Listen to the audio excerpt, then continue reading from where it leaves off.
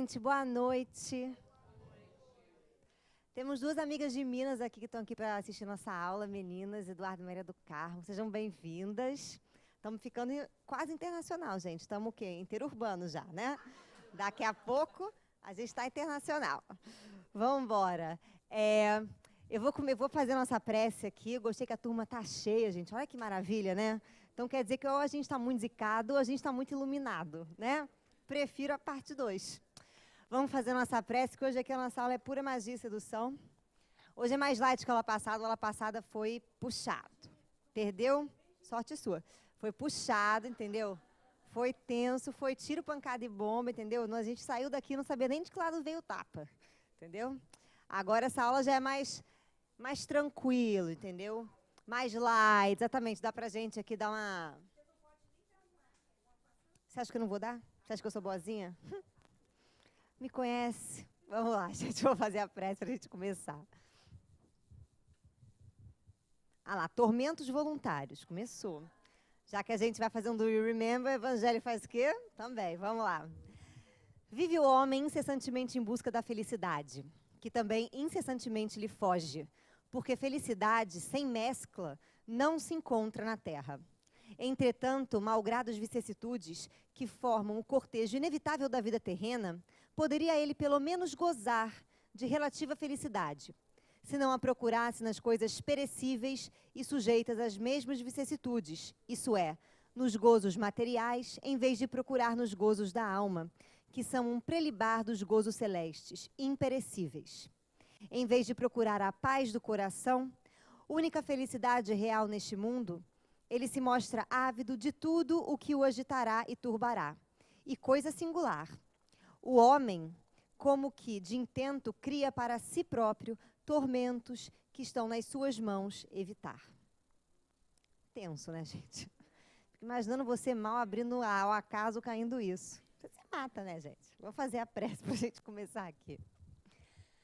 Agradecemos, Senhor, a oportunidade, a vida, a Joana, que abre as portas de sua casa para nos receber com tanto amor, a fim de que possamos ampliar a nossa consciência, adentrar a sonda no nosso eu íntimo e assim, Senhor, descobrir a Ti dentro de nós. Então, assim pedimos, nos guia nesta aula, nessa jornada, agora e sempre, graças a Deus. Vamos lá, gente. Hoje o tema é bem mais tranquilo, mas eu vou fazer rapidamente, que eu acho que sempre tem uma caneta que nunca está boa. Que eu nunca jogo fora, exatamente.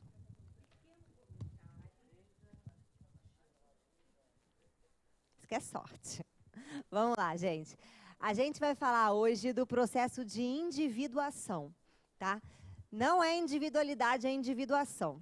O que é bem diferente de individualidade. Individualidade todo mundo aqui já tem. Individuação são 3 pontinhos, tá, gente?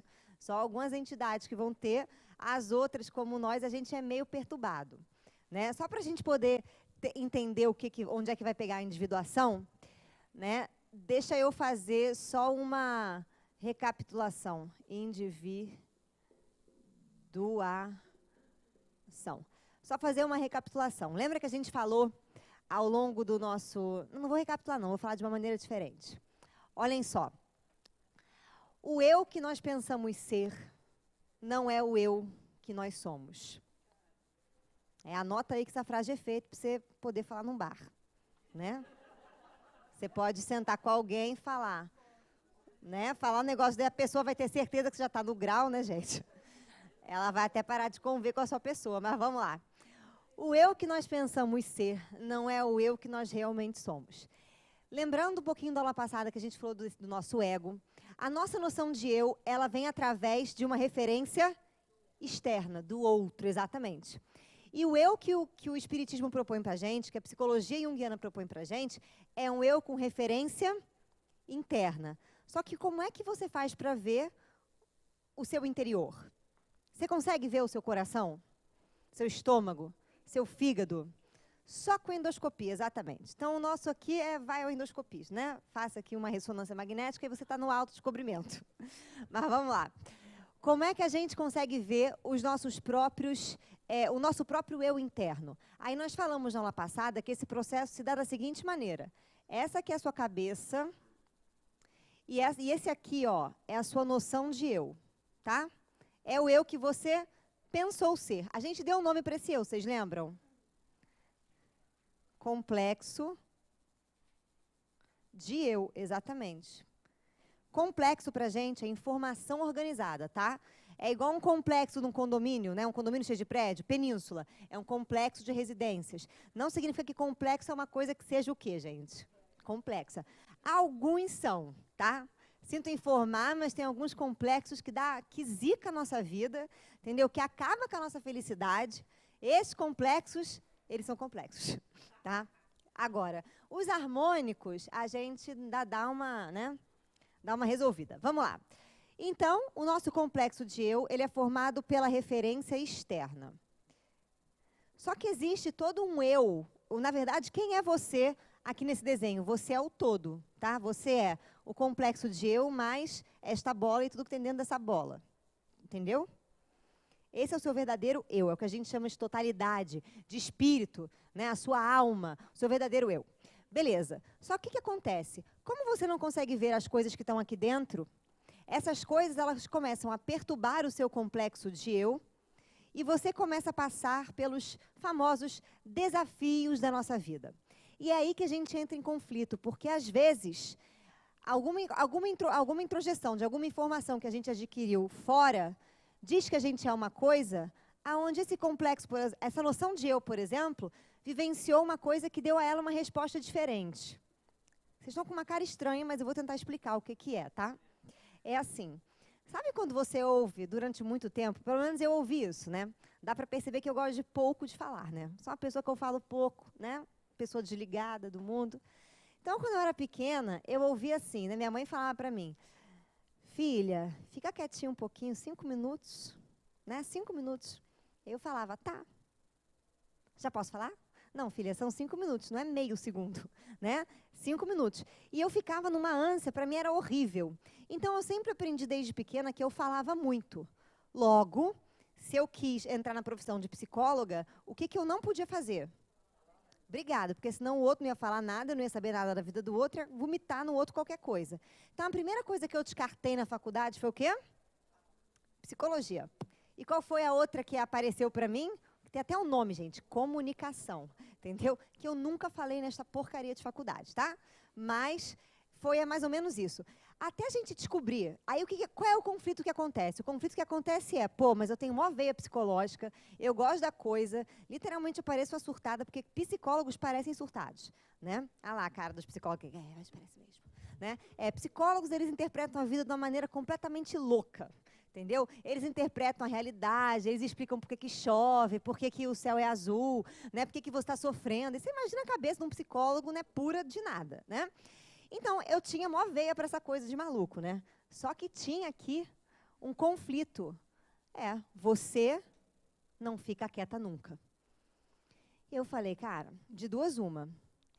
Ou estou na profissão errada, ou tem alguma coisa aqui dentro que não me permite para a profissão que eu quero. E aí o que acontece? Para a gente poder enxergar essas vozes que falam aqui na gente, esses nossos complexos, eles vão ser projetados para fora da gente. E vão ser projetados em situações, vão ser projetados em pessoas que a gente vai conviver. Tá bom, situações e pessoas. Vou dar um exemplo. Vocês estão entendendo, gente? Vocês estão com uma cara meio da não felicidade. Todo mundo meio mortinho, assim.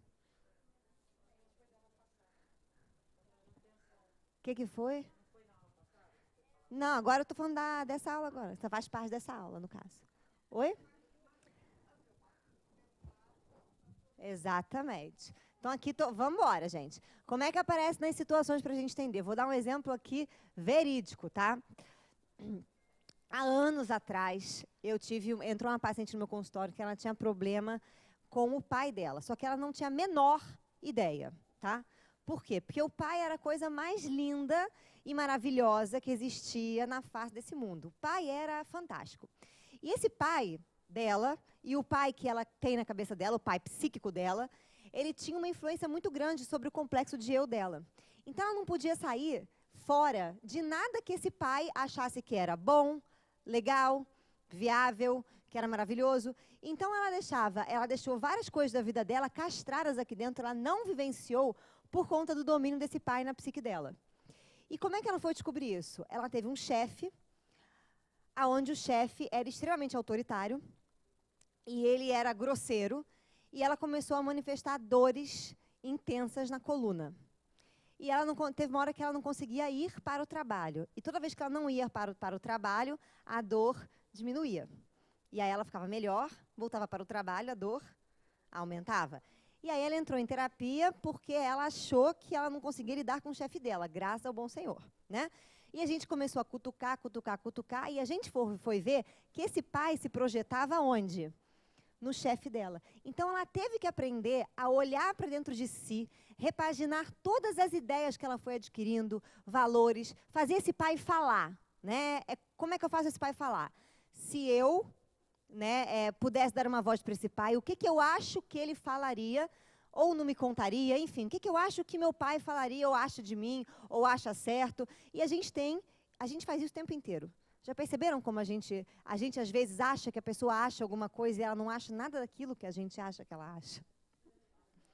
E é ridículo, não é verdade? Porque a gente fica agindo de uma forma e a pessoa fica sem entender por que a gente está agindo dessa maneira. Então, a gente faz isso o tempo inteiro. Então, essa pessoa vai simbolizar esse complexo dela, essa situação que ela tem aqui dentro, que tem aspectos aí da sombra, que a gente falou na aula passada, que é o complexo paterno que vai regir ela, e por aí vai. Isso foi, gente? Beleza, aí você pergunta, tá, Cristiane, o que eu faço com isso? Qual o objetivo da minha vida ante esta baboseira toda? O objetivo da sua vida é simples, chama individuação. O objetivo da sua vida é você parar de andar aqui com o olho fechado e abrir os seus olhos, tá? O seu objetivo é você conseguir entender que existe um eu aqui que tem que lidar com tudo isso aqui. E que isso aqui não está 100% certo, está 50% certo. Né? A gente não é só uma coisa, nós somos tudo. Então, o objetivo é que você se... E o nome disso é libertação. Isso é a salvação que Jesus propõe para a gente. Isso é o estado de plenitude. Por quê? Porque a partir do momento em que eu tenho uma consciência do que está aqui dentro, você concorda comigo que eu tenho autodomínio? Que eu tenho autocontrole? E como é que eu ganho consciência dessas coisas? Elas vão parar de existir? Elas vão deixar de me tomar? Não, elas vão me tomar. A diferença é que eu vou saber quando eu estou sendo tomado e dentro desse complexo eu vou poder agir com mais serenidade, com mais razão, com mais consciência. Isso foi, gente? O nome disso é processo de individuação. Porque a individuação para a gente, então, vai simbolizar o que Jesus chamou de salvação, o que a gente chama de libertação, e por aí vai. Se você não faz isso em vida, aonde você faz isso? Adorei, do outro lado. Quando você levantar o braço, Jesus puxar, você foi para o outro lado, né? O que você encontra do outro lado? Isso é uma frase de André Luiz no livro Nosso Lar. A sua própria consciência, ou seja, seus próprios demônios. Então, tá aqui, trabalha isso aqui. Porque se eu não souber o que tem na minha cabeça, realmente eu não sei o que me aguarda quando eu desencarnar. Então, a sonda do autoconhecimento, que é para a gente colocar para dentro da gente, ela é extremamente necessária. Então, como é que funciona o processo de individuação? Deixa eu só ver se eu não vou estar adiantando nenhuma aula aqui para frente, que eu quero falar de um negócio. Senão eu dou uma mudada. Espera aí, gente, vou falar. Eu vou colocar aqui para a gente, no processo de individuação, a parábola do filho pródigo. Jesus, isso é muito legal da gente ver. Né? Jesus, para a gente, é o cara que se individualizou. Então, uma hora, ele sacou. Qual foi essa cara de Jesus? Ele falou assim, puta. Não, ele não falou isso. Ele falou, né? Ele não falou isso. Ele falou, poxa, caraca, caramba, uepa, né? Ele falou, ele sentou numa pedra, sentando, meditando, ele continuou e ele disse, gente, olha que doido. Cheguei a uma conclusão muito louca aqui. Cheguei à conclusão de que, na verdade, os problemas que acontecem na minha vida são por minha causa. Olha que maluco. Então, ele percebeu 2 tipos de problema. Ele falou, o primeiro problema é eu não saber o que tem aqui e aparecer esses demônios na minha vida, essas entidades trevosas, esses espíritos lunáticos que às vezes aparecem na figura de mãe, pai, marido, tio, primo, né? E eu não sei o que faz com esses demônios.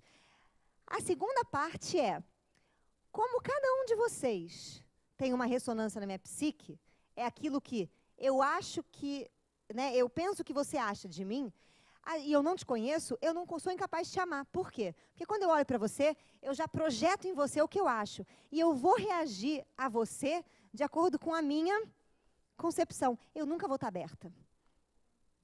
Olha que loucura.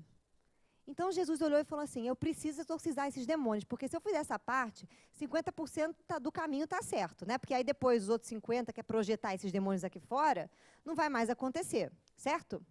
Vocês estão entendendo, gente? Beleza.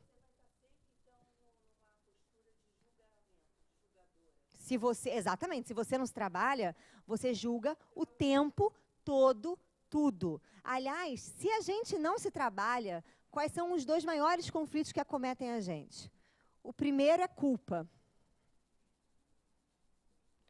Quantas vezes a gente não tem a imagem de um pai, de uma mãe na nossa cabeça, que a gente acha não sei o que da gente, e se a gente faz alguma coisa e essa pessoa já morreu, já cantou para subir, ou melhor, ou se ela, de alguma maneira, ela já está longe da gente...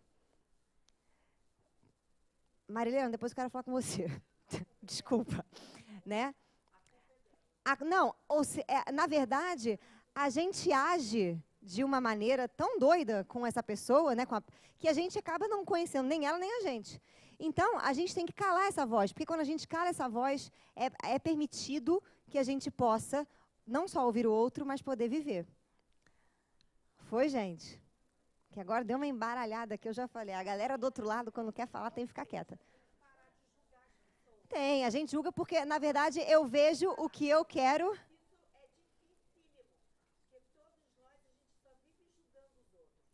A gente já julga por quê? Porque a gente tem um pré-julgamento. Lógico, a gente tem um pré-julgamento. Você projeta o pré-julgamento no outro, você sempre vai julgar o outro. Então, gente, Jesus sacou isso. Como é que ele sacou isso? Ele ficou 40 dias no deserto, fazendo o quê? Exatamente. Teve gente que achou que fosse sanquis no cabelo, mas não era, tá, gente?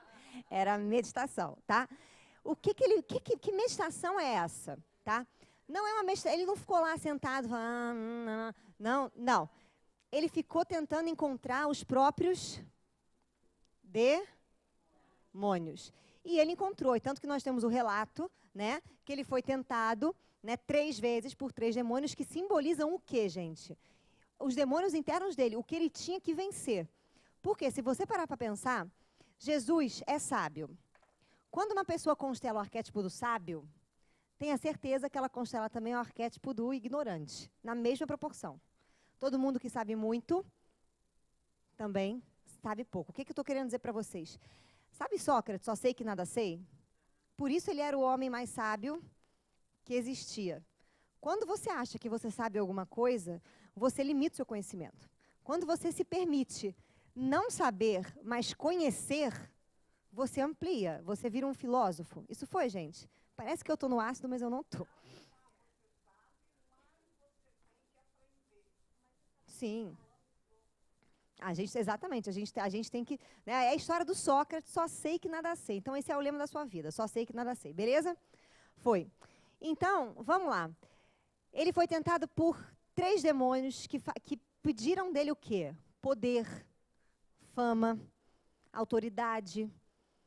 Que tentaram isso nele, porque um sábio, ele realmente tem autoridade, ele realmente tem poder, autopoder, e se eu conheço como é que funciona aqui dentro, eu sei como é que funciona na tua cabeça, e eu tenho autoridade para falar o que eu estou falando.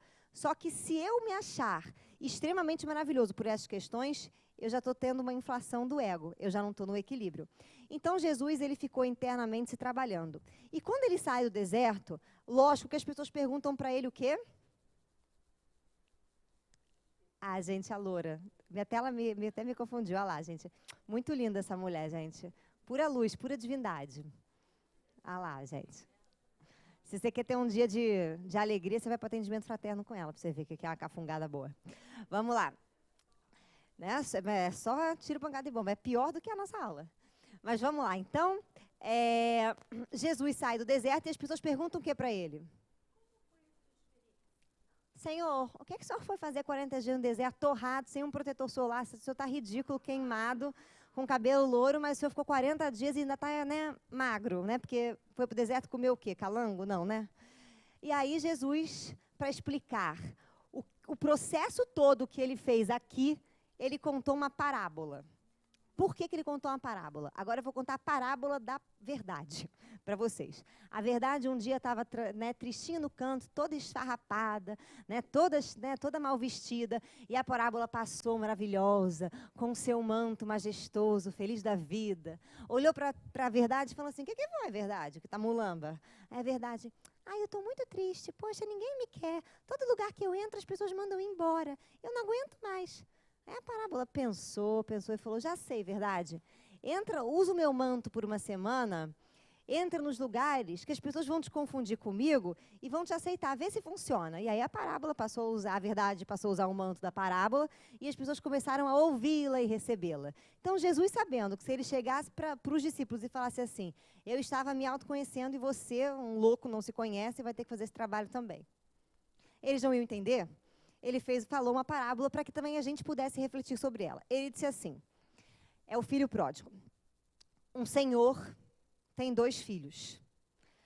Né? E um dia esses filhos viviam no reino, e vivendo no reino, eles trabalhavam, né, ajudando o pai, e tinham comida, tinham bebida, tinham roupa lavada, tinham TV a cabo, Wi-Fi, tinham tudo, né, gente? Que a pessoa precisa para ser feliz. Né? E aí, o que aconteceu? Aconteceu um dia que isso, gente, esse é o símbolo de você viver em paz e harmonia, porque o pai é símbolo dessa riqueza, dessa magnitude, dessa abundância, e os filhos somos nós, né? E a partir do momento que a gente vive dentro dessa região, dentro desse contexto, desse reino, né? E a gente tem tudo de bom e do melhor, inconscientemente, a gente vive igual aos animais. Os animais estão em presença constante de Deus, eles são puros, eles respondem a Deus instantaneamente, né? Por isso, eles são, né, enfim, puros, maravilhosos, mas eles não têm consciência disso. A gente deixa de ser animal para ter consciência para fazer essa volta. Vocês estão entendendo? Então, o que aconteceu? Um dos filhos olhou para o pai e falou assim, pai, eu quero a minha parcela de, né, na Vulgata Latina está substância, mas em grego está bios. Bios para a gente é vida. Ele fala, eu quero a minha parcela de vida, ou seja, eu quero ter um eu. Eu quero ter uma individualidade. Eu quero ser único. E aí, o pai olha para ele e fala o quê? Tá bom, meu filho, está aqui sua herança, né? Ou seja, a sua vida, sua parcela de bios, vá e seja feliz. Aí, o que essa criatura fez? Dá R$100 na mão do seu filho que tem 10 anos de idade. O que ele vai fazer? Porque minha filha, ele vai comer tanta bala que ele vai parar no CTI. Entendeu? É bala, vai no cinema, vai comprar brinquedo. Quer dizer, com R$100 ele não vai fazer nada hoje, né, gente? Ele não vai fazer nada, no máximo ele vai pagar o estacionamento do shopping que ele for se divertir, né? Mas, então, você deu uma quantia mais, né, enfim. Melhor esse cachê.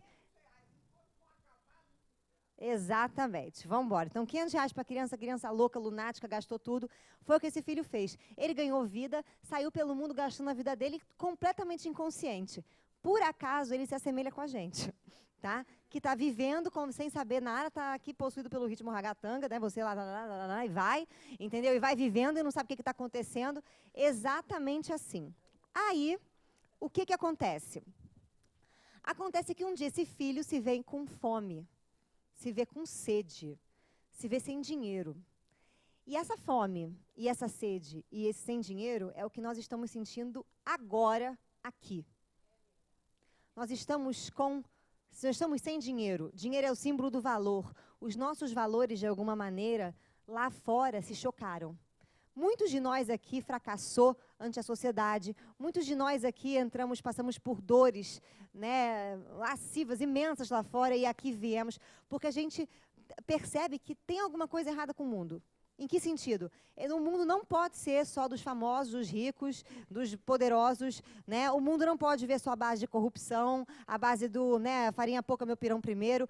E a gente já sofreu por conta dessa injustiça. E aqui a gente está, para renovar o nosso valor. Então, em verdade, como a gente tem valores que ainda são da sociedade, nós somos pessoas sem dinheiro, sem valor.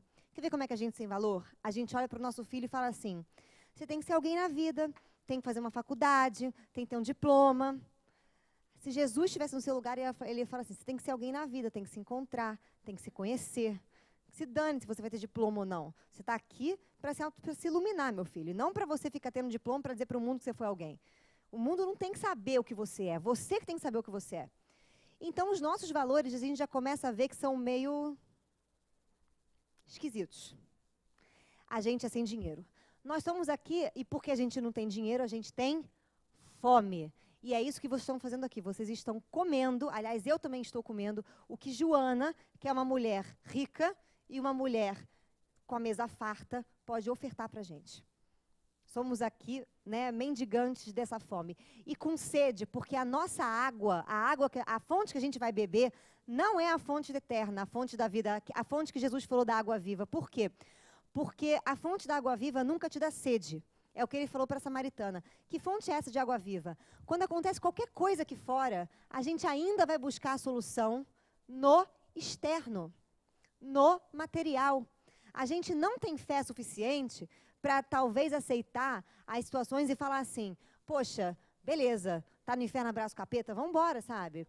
Vamos lá, vamos fazer as coisas, vamos tentar entender por que está passando. Não, a gente quer um remédio para acabar com aquilo. A gente quer um dinheiro para comprar sei lá o quê. A gente quer viajar, a gente primeiro procura lá fora, aonde a sede ainda faz a gente ficar procurando. Lá é uma Coca-Cola. Coca-Cola é do mal, né, gente? A Coca-Cola serve para você ter mais vontade de quê? De beber a Coca-Cola, né? Ai, eu não sei, gente. Aí eu não sei.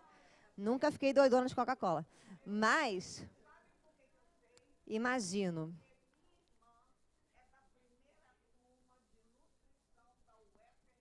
Ah, que legal. Ótimo, gente. Então, aqui conhecimento é cultura pra gente aqui, ó. Já todo mundo já sabe por quê que a gente não beba Coca-Cola, a gente não beba Coca-Cola. Exatamente. Exato. Então, a gente bebe Coca-Cola aqui fora para criar dependência do quê? Desse mundo de, meu Deus, aqui, do mundo material. É o que a gente chama de roda de samsara. A gente não cansa. A gente não cansa. Quantas pessoas entram aqui, melhoram e vão embora? E vão embora, mas vão embora esquecendo de tudo. Aqui são uma pessoa, aqui dentro é uma pessoa, saiu aqui fora, é outra. Porque tudo melhorou, acabou, ai, pronto. E, ó, esquece. Aí tropeça de novo, vem aqui para o atendimento fraterno. Ai, olha. Né? Ou vem aqui, né, falar, ai, pede para a Joana. A Joana fala, não vou dar nada para você. Vou dar um tapa na tua cabeça. Pra você ver se você cria juízo nessa cabeça, né? Mas ela fala isso só pro eu dela, tá, gente? Vamos lá. Então, é isso. Ele estava com fome, com sede e sem dinheiro. E aí ele vai trabalhar numa fazenda para dar lavagem aos porcos. Isso é o símbolo da gente chegar no fundo da onde, gente? Do poço, exatamente. É a gente chegar ali e trabalhar com porcos. Porcos, porcos e peixes, segundo o I Ching, são os animais mais burros que tem. Em que sentido? É difícil você... Alguém já viu porco treinado? Fora o Bambi, né, Baby? Sei lá, o Baby, o porquinho, que não é bem assim. Mas fora isso, você não vai ver porco adestrado. Porco, né? O porco, ele tem lá o jeito dele, é igual o peixe. Alguém já viu o circo de peixe? Né? Não viu. É a mesma coisa. Então, a gente vai procurar na lama. Né? Os porcos, eles comem o quê? O resto, a lavagem, o lixo. A gente vai entrar na sombra, na nossa aula passada. E ali, ele na sombra, vivendo com fome, ele tem um insight. Então, outro símbolo. Você só terá insights na sua vida quando você entender que sofrer é o maior barato. Como assim? A gente ri, mas é verdade. Como assim sofrer é o maior barato? A hora que você entende que cada vez que você passa por uma dificuldade é porque tem algum tesouro é porque tem algum tesouro que está escondido dentro de você e você não sabe, e se você souber, isso não se repete mais, ante o sofrimento você estaria feliz. A dor vai acontecer, mas sofrer, é completamente opcional. Isso é o que a Joana fala, você pode passar pelo sofrimento de duas maneiras. E aí a gente tem que ter a consciência disso. Beleza, essa é a primeira parte. E qual é o insight que ele tem? Putz, na casa do meu pai, eu tinha tudo. Eu tinha comida, eu tinha bebida, eu tinha casa, eu tinha abrigo, tinha segurança. E aqui eu não tenho nada, já sei. Eu vou voltar para a casa do meu pai e vou pedir a ele que me aceite como um servo dele. Vou traduzir. Quando a gente verte o olhar para dentro da gente e para de buscar aqui, né, as nossas soluções, o que a gente começa a entender? Que isso aqui é o símbolo do reino de Deus, aonde você é quem? Se o reino é dele, você é quem? Você é um servo dele. Ou seja, você tem que entender que isso aqui tem uma mecânica própria. Que essa é a parte de Deus. Mas que você tem que estar atento a essa mecânica. É orar e vigiar. Ou seja, eu sou o servo do Senhor. Eu tenho que olhar para Ele, não podendo ter controle sobre esses complexos e falar assim, Senhor, seja lá o que você vai tacar na minha vida, que seja feita a sua vontade. E aí a coisa vem e você aprende a lidar da melhor maneira, da maneira mais consciente possível. Esse é o símbolo. Quando ele chega na casa do pai dele, o pai o vê e fica extremamente feliz. E recebe ele com uma festa, muito grande. Eu não vou falar os outros símbolos porque, enfim, são importantes, mas a gente vai alongar muito aqui.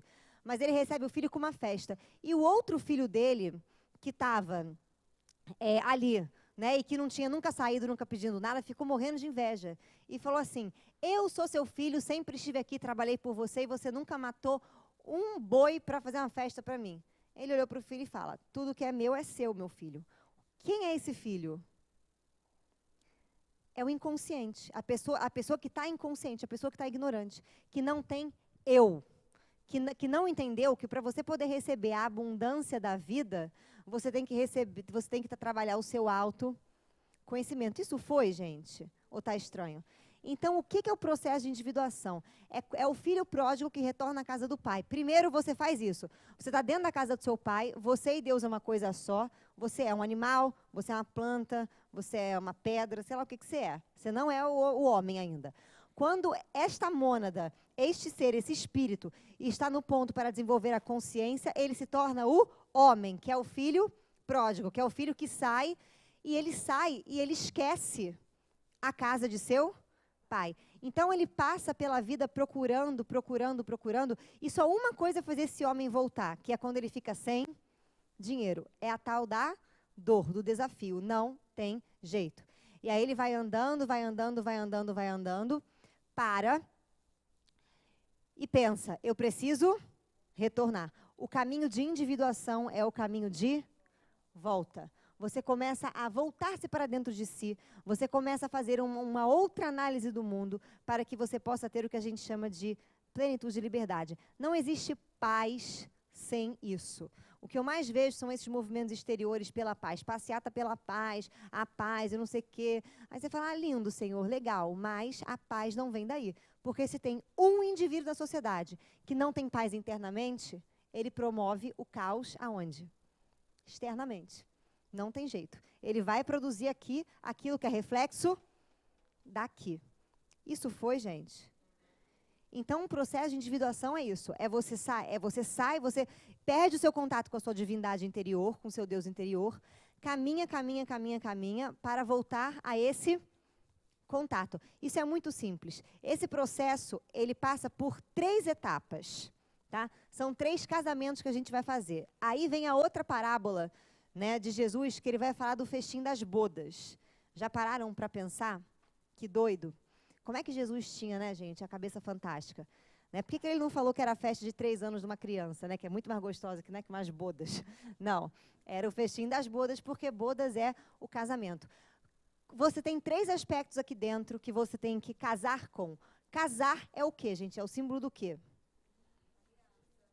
Aliança. Aliança, que é o símbolo da união, é o símbolo do conúbio, é o símbolo... Por isso que Jesus fala, né? Você tem que ter a túnica nupcial. O que acontece na noite de núpcias? Isso. Que você pensou, tá? Acontece isso, certo? Acontece o momento lá da fornication, você, né? E aí é isso que acontece na noite. Ou seja, e aí quando você faz, vamos pegar. Exatamente, você é mais poética, eu não. Mas vamos lá. Quando você faz as núpcias, 2 viram. Pode falar, gente. 1. Não é bem assim, é que você não aprendeu a fazer núpcias, tá? O dia que você aprender, você vai entender. 2 viram 1, ou seja, é isso que é o casamento. Então, qual é a primeira coisa que você tem que casar dentro de você? O primeiro casamento que a gente faz é com a nossa sombra, é com o nosso inimigo. É com aquele aspecto que existe dentro da gente que a gente acha que eu não sou, ou eu não posso, ou eu não devo. É você casar com isso aqui. O que é casar com isso aqui? Gente, é aquilo que eu falei para vocês. É entender que não tem certo nem errado. Não existe a porcaria de certo e errado. Não existe.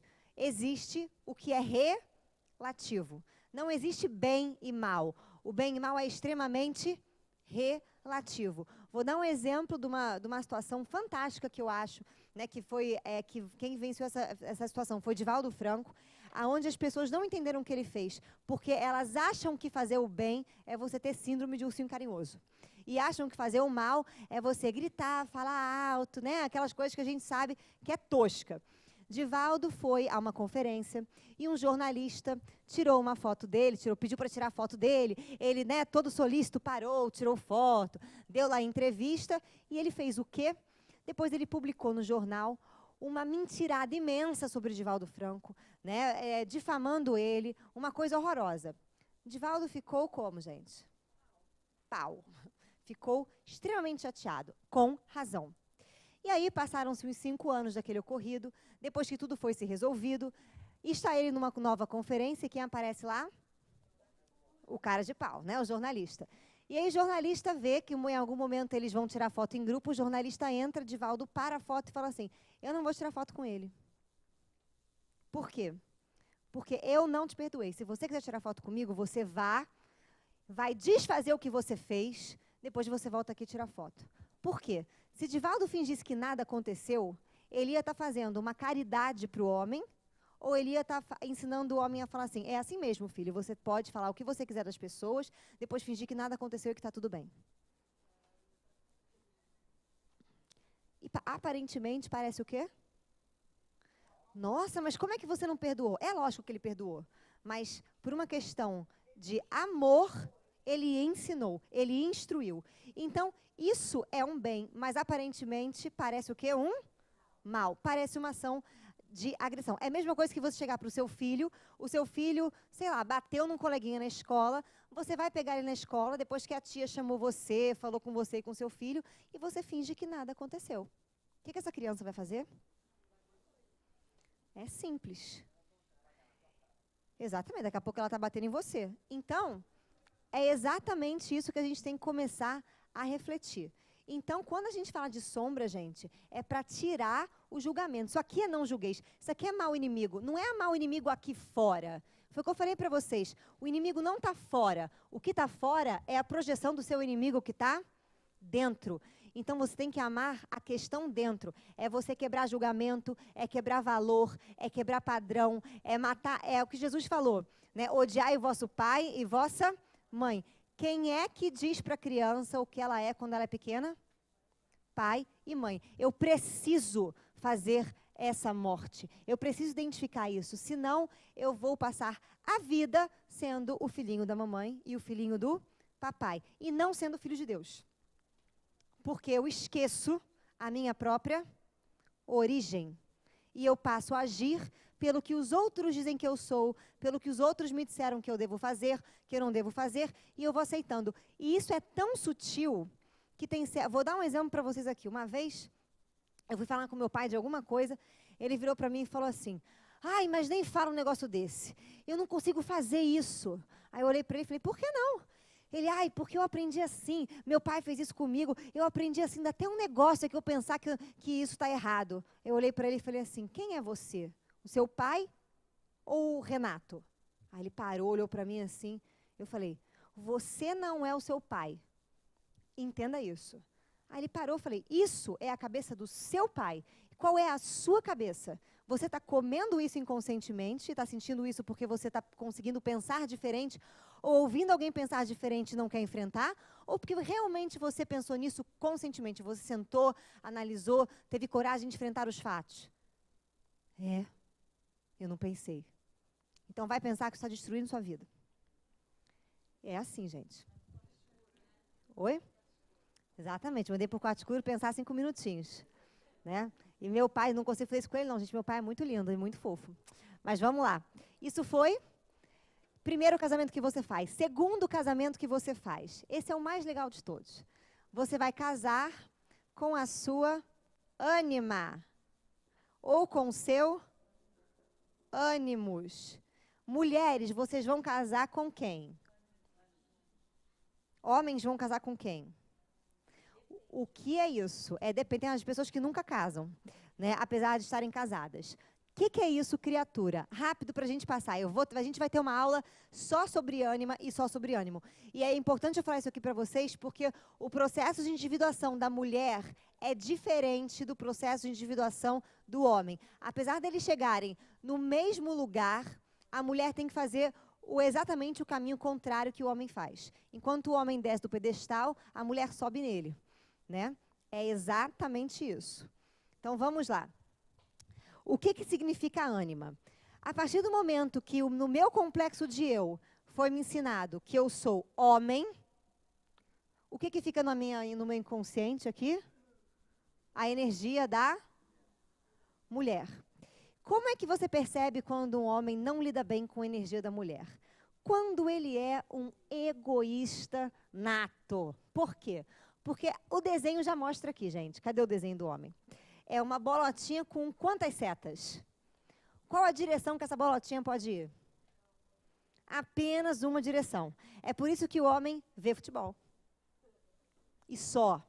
Se você passar na sala e falar assim, amor, né? Tô tendo um caso com seu melhor amigo. Ele vai falar, peraí. Não fale 3 coisas para um homem ao mesmo tempo, porque ele já vai achar que você quer mandar nele, vai ficar pau da vida e vai ficar, você quer me mudar? Não sei o quê. E vai jogar futebol com os amigos. Por quê? Porque o homem, ele funciona assim.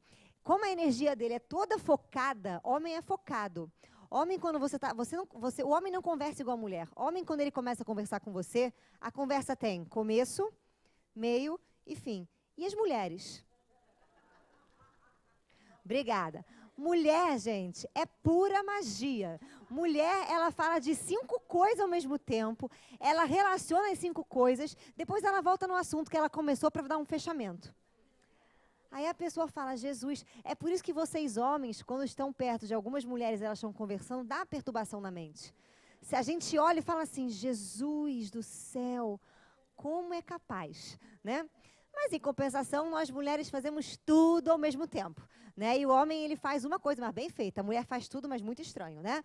Porque a gente faz tudo, né? Que sempre esquece algum negócio. Então, vamos lá. Então, o que acontece? São energias diferentes. Por essa razão, uma mulher... Aqui tem um copo d'água, por exemplo. Tá? Se eu estiver conversando com qualquer pessoa e tiver só um copo d'água e eu estiver com sede, eu não vou beber. Por quê? Porque só tem um copo d'água. E se eu beber, o outro pode querer água e pode não ter. Então, não vou beber. Se for um homem, ele vai fazer o quê? Sei nem quem deu a palestra. Espero que não tenha mononucleose. Né, gente? É bem tenso. Vamos ver. Então, eu tinha que ter pegado do meio, né? Mas aí, foi um engenheiro? Deus, ele não bebeu água? Tá, que eu vou beber essa água aqui? Tá, certeza, né, gente? Se eu pego uma mononucleose, minha mãe acha que eu beijei alguém. E aí meu namorado termina comigo, porque ele não tem mononucleose. Vamos lá. Então, vocês entenderam a energia feminina? O homem, quando não tem energia feminina, ele faz duas coisas. Ou ele vira um Dom Juan maluco e vai querer conquistar não só mulheres, mas dinheiro, poder, né? Ou ele tem a energia, toda a ânima toma ele e ele vive igual uma mulherzinha. Como que você vê um homem igual uma mulherzinha? Sabe aquele homem que você chega em casa e você faz alguma coisa e ele fala assim, poxa, você nem me cumprimentou. Aí você olha assim e fala, oi. Né? Aquele homem que você faz alguma coisa, o humor dele fica assim, oscilando. Que de vez em quando parece realmente que ele é tomado por uma pombagira, por uma mulher muito louca. E fica... Você fala, gente, normalmente os homens idosos, eles vão ficando mais assim, né? Ranzinza. Você fala, ai, Jesus do céu, morre logo, né? Mas não morre o desgraçado, entendeu? Não morre. Ele não morre. Esse é o homem, tá, gente? Então, o homem tem que aprender a trabalhar a energia feminina dele. Como é que ele aprende? Quando ele casa com quem? Com o demônio de uma mulher. E ele fala, gente, como assim eu não posso beber a água porque só tem um copo? E aí ela ensina você que não deve, que a frase não deve começar sempre com eu. Pode começar com nós. E aí o homem começa a trabalhar o sentimento, começa a se importar mais com as coisas, fica mais doce, começa a ser mais abstrato, que é o que o homem não consegue ser. Né? A mulher, ela consegue fazer uma cara estranha e falar que não está estranha. Consegue. O homem, olha, se ele entender que a mulher faz isso, ele fala, louca. Louca. A pessoa que está com a cara, mas fala que está com outra coisa, a pessoa está completamente louca. Né? Mas ele vai começar a perceber, ele vai começar a ter aqueles insights. Ótimo, agora vamos falar da mulher. Mulheres, como a gente é assim, né? O que a gente não tem? Foco. Então, a mulher, ela tem um problema do achismo. A mulher, ela não desenvolve a inteligência focada do objetivo. Ela fica no achismo. Então, e a mulher também é curiosa. Como assim curiosa? A gente chega aqui e fala assim, por exemplo, vou pegar esse microfone aqui e falo, o homem vai abrir isso aqui. Vai querer saber como que a transmissão vai para lá, que não sei o quê, como é que tem fio, não sei o quê. A mulher não está nem aí. Se fala, funciona, ela está usando. Entendeu? Carros. Quem aqui sabe trocar pneu? Mulheres. 3 mulheres com ânimo bem trabalhado, as outras, nós aqui, ó, não precisamos trocar pneus. Por quê? Porque se o carro tem pneu, ele vai andar. Se não tem, pede para o moço que troca pneu para você. Pronto. Entendeu? Vai aparecer uma entidade para trocar, entendeu? Qualquer coisa, né? Aqui, mulheres, né? Meu pai uma vez foi comprar carro comigo, aí a gente chegou lá, aí ele foi, aí, né, o cara começou a me atender. Ele, essa hora que vai comprar? Eu falei, sou eu. Ele foi, olha, esse carro aqui é maravilhoso, porque é do ano tal, não sei o que lá. Aí ele abriu o capô para mim, eu falei, moço, para que isso? Aí meu pai olhou para mim e falou assim, ué, filha, para você ver se está tudo direito. Eu falei, já está direito. Não tenho ideia do que seja isso. Aliás, eu não sei nem qual tubinho que eu boto água. O senhor pode me dizer qual tubinho que eu boto água? Aí ele, é esse, senhora. Aí eu, isso aqui para que serve? Ele, não mexe aí, senhora. Eu já tirei a mão rapidamente, né? Mas, e meu pai, assim, ele olhava o carro, olhava por fora, vai ver se tem algum risco. Aí eu ia. Né? Não tem risco não, pai. Aí enquanto ele estava olhando tudo, né? Olhando não sei o quê. Não, porque ele sabe se o carro foi mexido, se não foi mexido, não sei. É bizarro, entendeu? Então, assim, eu sempre levo ele porque eu sempre posso ser aquela enganada, entendeu? Sempre. Porque eu não tenho ideia do que tem no capô do carro. Mulheres são assim. Mulheres também, como elas não são objetivas, se o homem entra em casa, por exemplo, e não fala boa noite para ela, porque ele está pensando em alguma coisa do trabalho, ela começa assim, tem outra. Vou ter que ter uma DR, porque eu tenho certeza, porque ele chegou, não botou a chave ali, isso já é estranho, porque aí ele pisou com o pé direito, sem pisa com o pé esquerdo, aí ele subiu, não tomou banho, aí quando ele chegar eu tenho certeza que a fulana ligou para ele, ela vai no celular dele. Aí ela acha um e-mail, uma mensagem lá do tempo, né, do tempo das cavernas, né, neolítico, e fala, não sei o quê, ou senão ela começa a cheirar a camisa e não sei o quê, aí o homem sai do banho e está com aquela cara brava, e ele já não entende por quê. Aí você fala, amor, temos que ter uma conversa. E ele não sabe o porquê. E aí, como a mulher não é direta, ela começa a falar assim, olha, amor, aí ela vai fazendo uma roda assim, ela vai por fora, e o cara está tentando entender o que ela está fazendo. E aí, quando ela fala o ponto, ela olha para o cara e fala, entendeu? E aí, quando ele diz o que ele entendeu, a gente se pergunta, em que dimensão você estava? enquanto eu estava aqui falando. Você não olha para mim, você não me dá atenção, e aí começa. Então a mulher tem que aprender a não ser louca, definindo, tá, gente?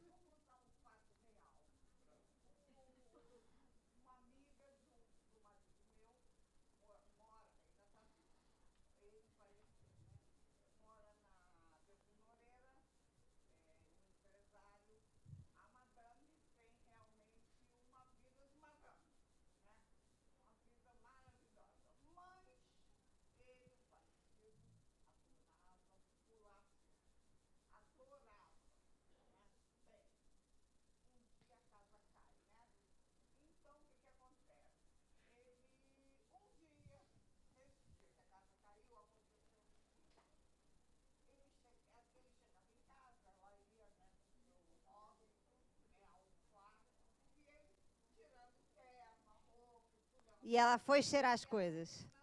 Ela achou.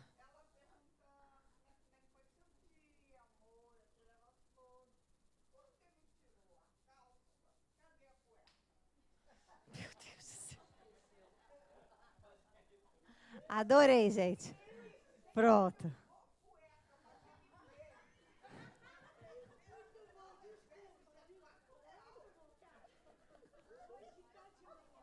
Entendi, gente. Gente, pessoal da internet que não entendeu, eu vou narrar aqui, tá? Nossa amiga está contando que um homem chegou em casa sem as próprias cuecas e a mulher achou estranho. Foi.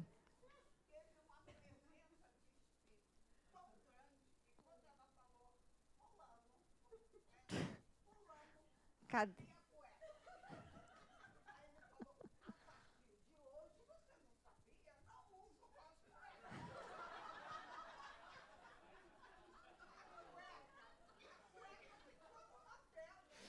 Gente,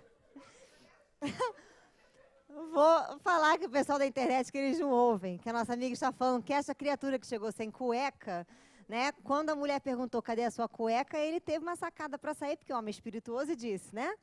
Eu não, a partir de hoje eu não uso mais cuecas, você não sabe? Né? Então, essa foi o final maravilhoso, gente. Madonna Valdir é maravilhosa. Vamos embora, gente. Vamos casar com ânimo. Então, a mulher, voltamos para cá, ela tem que casar com essa faculdade dela de ser objetiva. Ela não pode ser alucinada. Sim? Ela tem que parar com eu acho e parar cultivar, né? E começar a cultivar o verbo eu sei. E eu sei só parte do pressuposto quando você consegue ser direto e objetivo e perguntar. É isso? Né? E a pessoa te responde. Ou seja, esse é o segundo casamento. Por que é o casamento mais difícil? Porque para você casar com isso aqui, o que vai acontecer? Ah, agora vem um desenho ótimo para você colar aí, tatuar na sua alma, caso você esteja, agora que Vênus está retrógrado, tendo algum tipo de problema de relacionamento, tá? E ele vai ficar retrógrado meu bem, até abril, então vamos embora. Então, olha só, aqui temos um complexo de eu, tá? Que tem uma ânima. E aqui outro complexo de eu, que tem um ânimos.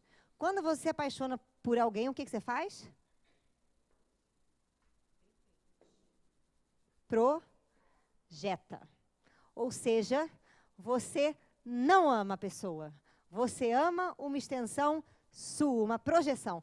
E aí, quando é que começa o problema? Quando esses eus começam a se relacionar e começam a, e isso aqui também acaba se relacionando no nível psíquico e começa a acontecer um conflito, porque a projeção não corresponde à pessoa. Ao invés de a gente entender que eu tenho que fazer esse olhar para poder cortar a projeção e amar essa pessoa, eu fico fazendo o contrário, eu fico querendo mudar essa pessoa, eu fico querendo trocar... Aí eu troco 6 por meia dúzia, porque sai uma, e como a tua ânima não mudou, o que acontece? Entra o demônio, igualzinho, só muda a cara, né? E o endereço e as cuecas, entendeu? E as cuecas. Vamos lá. E o último casamento que você faz, depois que você venceu essas duas barreiras, venceu o seu eu não sou, começou a entender, começou a integrar, começou a se permitir, na hora de ser bravo, na hora de ser bondoso, na hora de ser tranquilo, na hora de adquirir a sua responsabilidade, você adquire, na hora que não é sua responsabilidade, você não se culpa.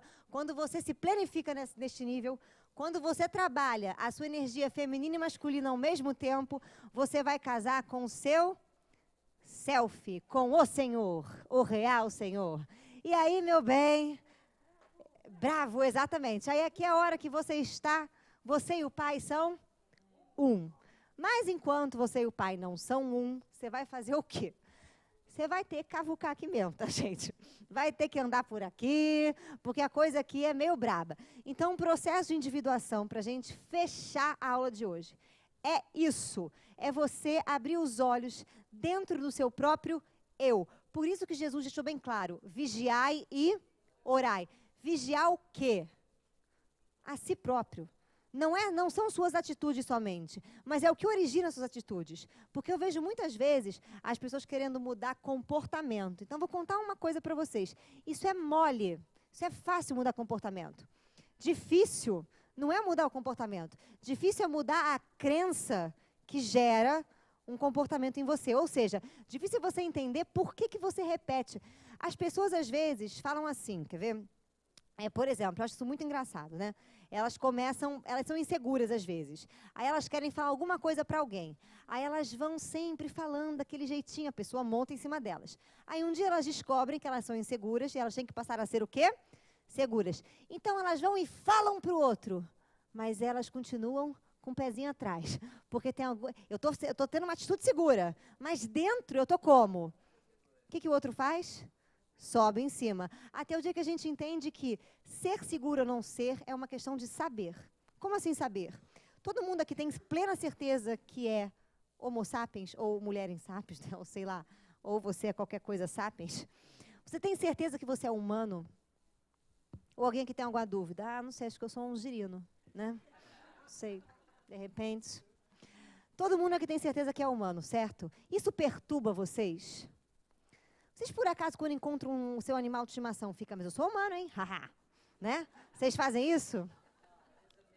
Vocês, quando encontram outra pessoa na rua, diz, eu sou humano, hein? Senhor ET, né? Vocês fazem isso? Vocês, por acaso, em algum momento sonham, ou têm sonho onde vocês não estão mais sendo humanos? Então, o que acontece? A gente começa a perceber que isso é uma coisa bem resolvida na gente. Vocês sabem tanto que vocês não têm que se autoafirmar. E não brigam por isso. Quando a segurança estiver dentro de você, não importa o que você for falar. A serenidade que você vai sentir é a mesma serenidade de saber que você é humano. Sim, estou falando porque eu acho. E qual o problema? Eu acho. Ponto, acabou. Então, é isso que o autoconhecimento traz para a gente. Tá? Então, para esse caminho acontecer, não tem outra maneira. Você tem que mergulhar dentro de você. E aí eu vou dar uma dica, não tão amiga assim, né, que é como é que você mergulha dentro de você. Só tem uma maneira de você fazer isso. Quando os desafios aparecem. Porque enquanto eles não aparecerem, está tudo bem. É só quando o problema aparece. Então, quando o problema aparecer, em vez de você correr dele, abraça ele. Porque ele é a sua solução. Ele é o caminho da sua iluminação. Ele é a sua jornada heróica de encontro com o seu próprio eu, de encontro com o seu próprio self. Exatamente, é uma oportunidade. Por isso que a gente pegou aqui no Evangelho tormentos voluntários. Tudo isso aqui é voluntário. A gente não quer, mas a gente acaba fazendo. Porque a gente desconhece o que tem dentro de nós. Gente, foi mel na espeta, né? Hoje foi tranquilo.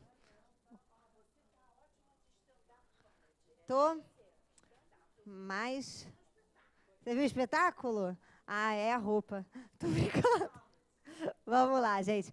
Na próxima aula, só para a gente poder, eu aqui poder passar para vocês, o que a gente vai falar, tá? Na próxima aula a gente vai falar, não percam a próxima aula, tá, gente? Não percam. Aqui minha cara para vocês. YouTube. YouTube. Assista onde você estiver pelo seu telefone celular. Né? Vamos lá, o que a gente vai falar na próxima aula? Funções da consciência e os tipos psicológicos. Isso é super legal. Por quê? Por conta das funções de consciência diferentes, uma pessoa não consegue conversar com a outra. Então, Isso tem a ver com os signos, tem a ver com o seu ascendente, tem a ver com as energias que estão dentro de você, tem a ver com a maneira que você olha e entende o mundo. Eu, por exemplo, sou intuitiva. Então, o que eu não consigo fazer é ficar convivendo muito tempo com uma pessoa da percepção, que no caso é o meu namorado, né? Lógico, porque a gente vai buscar aquilo que a gente não tem, né? Que é a função inconsciente. Então, eu sou aquela pessoa intuitiva, aquela pessoa que está vivendo num mundo assim, num mundo fantástico de Bob, sabe? Aquela pessoa que ela pensa assim, poxa, paredes são brancas, unicórnios são azuis, logo vou dar aula no Seja. Você fala, faz sentido, né? A pessoa da percepção é aquela pessoa que diz, o que é isso? Cadeira. Pessoa intuitiva, o que é isso? Depende. Entendeu? Né? Então, isso gera conflito, porque você imagina um intuitivo conversando com uma pessoa da percepção. Eu acho isso, eu não. Mas é verdade, não é. Mas isso assim, não é. Ah, é do mal isso, entendeu? Né? Putz, Pisciano com Capricórnio é muito mal. E ele é taurino, gente, eu sou Áries do outro lado. Então, quando eu irrito, eu queimo. Né? Quem é do signo de fogo, gente, é intuitivo, tem uma intuição aí. Agora, quem é do signo, não vou falar de signo não, porque depois me dá um problema aqui. Vamos falar sobre função do pensamento. Né? Quem é do pensamento são aquelas pessoas que elas têm emoções, têm, mas elas são aquelas pessoas que elas só veem a qualidade das coisas. Então, por exemplo, o que vale mais, Cristiane? Esta bolsa ou este iPad? Pessoa do pensamento, o iPad. O iPad isso aqui custa R$3.000. Isso aqui não custa, não sei quanto é que você pagou, mas com certeza menos que o iPad. Então, o iPad vale mais. A pessoa do sentimento, que vê valor, qual vale mais? A bolsa. Por quê? Ganhei de aniversário de uma amiga. Aí você fala, mas querida, escolhe um para dar para alguém. O iPad. Aí a pessoa do pensamento, não faz sentido. Não faz sentido. Aí a pessoa do sentimento, não faz sentido você querer dar minha bolsa. E aí você imagina como que isso acontece. Então, normalmente, queridos amigos, os casamentos são feitos dessa maneira. Você casa com a sua função do inconsciente. Por isso que você casa com o próprio quem? Demônio. Mas é bom... gente. Mas o bom disso é que você aprende a trabalhar as 4 funções. Né? 4, que é o número que a gente fala, que é o número da cruz, são as 4 estações, tudo isso está ligado. Então, a aula que vem a gente vai falar um pouquinho, explicando quais são, como é que são. E é fácil, é uma aula prática que você vai se identificar assim, ó. Não tem problema. Se você não se identificar, você vai lá no personare.com, você acha que eu te falo para você depois o que você é. Tá? Isso em off. Mas, enfim, né? Foi, gente. Alguém quer mandar um beijo? Que aproveita que a gente está na internet, quer mandar aqui, quer fazer uma graça, quer cantar uma música, quer cantar o ritmo ragatanga, amiga? Aquela que me ensinou que a gente é possuído pelo ritmo ragatanga, Carol. Gente, ela é ótima. Enfim, não, gente, então vou encerrar, vou fazer a prece aqui, vou cantar para subir.